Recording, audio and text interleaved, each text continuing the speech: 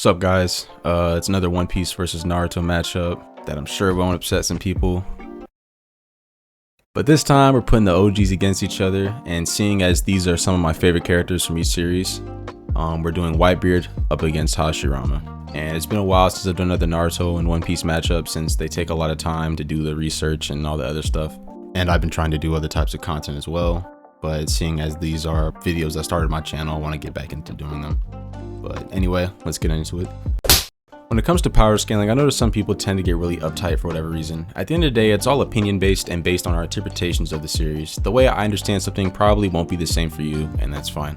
It's not a personal attack to have a different perspective, and the way you interpret story elements leads to you having a different conclusion. I think that's perfectly fine. The only thing I'd stress or ask for is some consistency. For example, if you think Hashirama is country level based purely on feats of power, and you think the Ninetales databook statement is unreliable or hyperbolic, keep that same energy for Whitebeard's planetary statements, as they can be interpreted in multiple different ways, and he has no greater feats than tilting an island the size of a city, and vice versa if you think Whitebeard scales lower and Hashirama scales higher. But anyways, onto the video.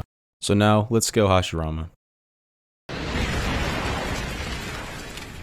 It's about damn time! I've been waiting, Hashirama! I'll deal with you later. First, I have to stop the Ten Tails. He hasn't changed a bit. We were never on the same page. Hashirama was the pinnacle of the Shinobi world for majority of the series, only being surpassed by the Sage of Six Paths tier characters later in the series, and even after that, is still a top 10 character in the verse.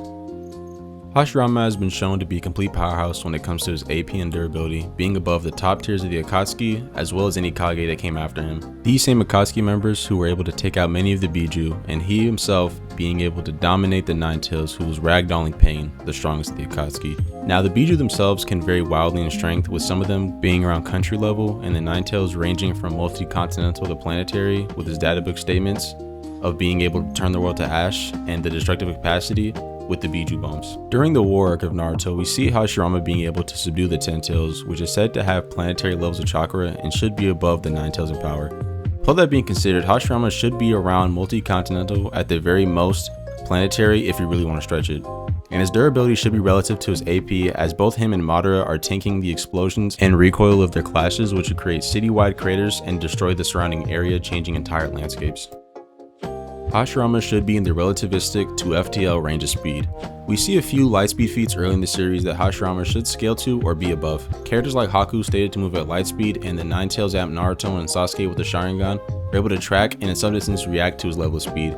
Characters like Kakashi being able to react to the water bullet jutsu, which is also stated to be lightspeed. The Raikage was also stated to move like light or lightspeed in his lightning cloak. Madara was able to fight the Raikage while he was moving even faster, with the Noki making him lighter. We see later on Hashirama was still able to best the same Madara, so he should be on this tier of speed. Hashirama has a wide range of techniques and abilities. His main bread and butter is wood style, which is one of the most powerful Kekkei Genkai in the series. This allows him to have access to a wide range of jutsus, such as deep forest emergence, which will take over a battlefield, and can bloom flowers that will spread pollen that once inhaled will make the target unconscious.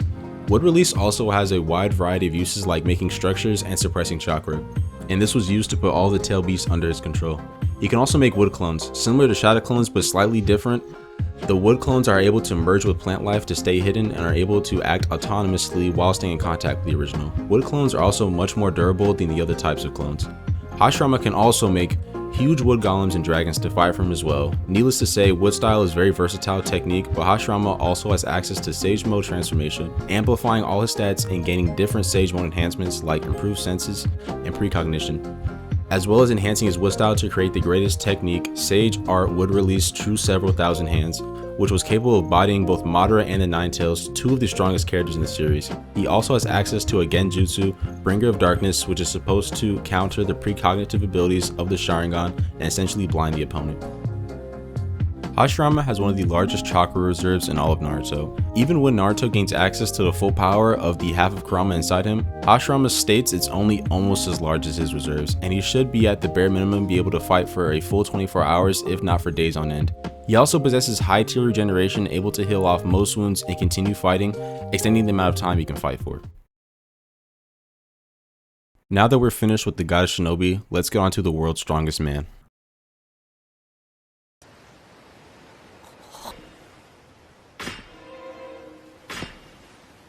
方も接近されるとは。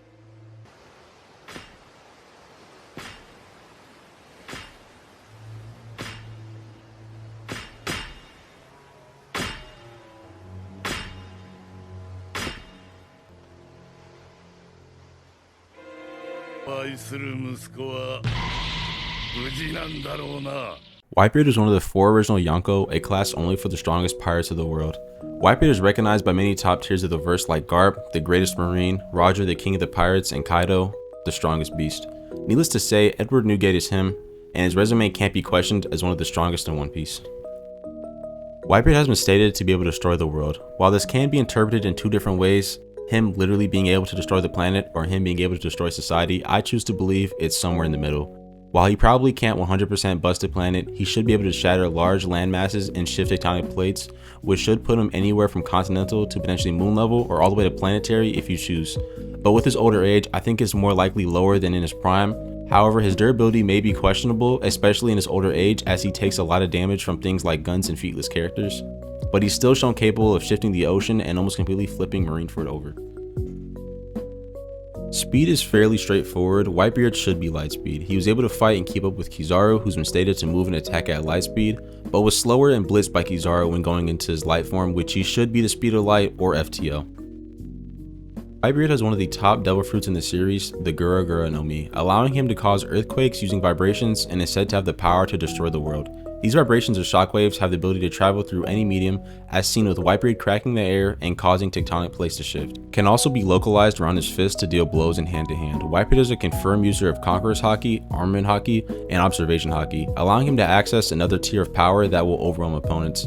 He's only shown a little bit of signs of his Conqueror's Haki, but due to his old age and sickness, is weaker than in his prime. He used Armored Haki to interact and deal damage to Logia users, and his Observation Haki was used to sense things in great distance and his immediate surroundings. While Whitebeard in his prime was capable of fighting for days, in Marineford his stamina took a significant decline and was only able to fight for maybe a few hours at most. However, his endurance is still very impressive, being able to take multiple lethal blows that would kill any other character and continue fighting at a high level. Now it's time to get onto the actual matchup and how the God of Shinobi matches up to the world's strongest man. Now both characters are very close in speed and AP. While I give the slight edge in AP to Hashirama and the slight edge in speed to Whitebeard, I think that Whitebeard has better destructive capacity as well, and I think is superior to things like Deep Forest Emergence. And Hashirama having better durability feats, being able to tank the explosions and pivot moderate clashes, while Whitebeard is taking damage from much weaker opponents. And while I do think Whitebeard is capable of taking more damage that Hashirama would probably die from, his regeneration and stamina gives him the edge in that department as well. When it comes to abilities, I think Whitebeard's Devil Fruit is a good counter to Wood Style, even with Wood Style being extremely tanky, but Hashirama would be able to use Wood Style to counter the distortion caused by the Tremor Fruit and stabilize himself. Hashirama's Genjutsu would be a good counter to Whitebeard's Observation Haki, and would give him the upper hand in getting some damage in. Hashirama would also be able to incapacitate Whitebeard with the Pollen from Deep Forest Emergence, and Whitebeard could resist his effects, but it would be another obstacle for him to deal with. But overall, I think in a fight, base to base, it could go back and forth, but Hashirama having the superior AP, durability, stamina, and regeneration would be able to outlast Whitebeard, and when he enters Sage mode, all his stats would increase, making him faster, stronger, increase his sensory capabilities, and increase the output of his jutsus, and when it happens, I don't see Whitebeard winning. So I think a combination of Hashirama using the Thousand Arm Buddha, the Bringer of Darkness Genjutsu, and the Deep Forest Emergence with the Pollen, I don't think Whitebeard has enough counters to all of those at one time to be able to defend against it, and then also fight Hashirama as well. So I think over enough time with Hashirama being able to spam those abilities with his superior stamina and energy reserves, I think over time he'd beat down Whitebeard, and as Whitebeard just takes more damage, his sickness will build up, and the damage will just be too much for him, and eventually he will just collapse, while Hashirama will just regenerate any damage he takes. And most of the time, Whitebeard will only be able to try to brute force through most of the things, as his Haki isn't as strong as it used to be, and there really isn't any other type of abilities that Hashirama has to worry about besides the Gura Gura no Mi. The Haki would just boost his kind of damage in a way, but it's not really doing anything to Hashirama that he can't just heal off or heal from. I think if it's a fight in Hashirama's base, I'd give it to Hashirama 7 out of 10 times, and if it's Hashirama with his full kit, I'd go up to 8 times out of 10, mid to high difficulty. However, hypothetically, if we were to use a Prime Whitebeard, just based on the aura, I'd say he'd win against full power Hashirama maybe 6 out of 10 times. But that's mostly speculation, so we can't really say too much about Whitebeard at his full strength. So overall, my conclusion is that Hashirama is stronger than Marineford Whitebeard, but Prime Whitebeard may be a different story if we get more information on him. But that's it for this video. Let me know what you guys think down below, who you think wins, and see y'all in the next video, I guess.